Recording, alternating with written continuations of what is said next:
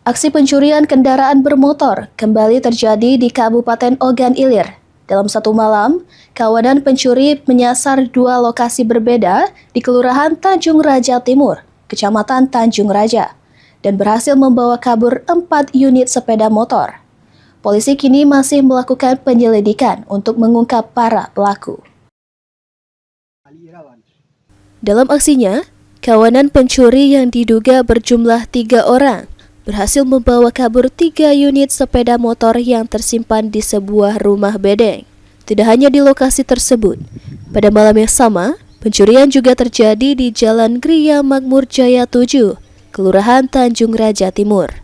1 unit motor kembali hilang dalam kejadian tersebut. Dari 4 motor yang dicuri, 1 unit berhasil ditemukan petugas Polsek Tanjung Raja di kawasan Semak Belukar yang diduga ditinggalkan pelaku.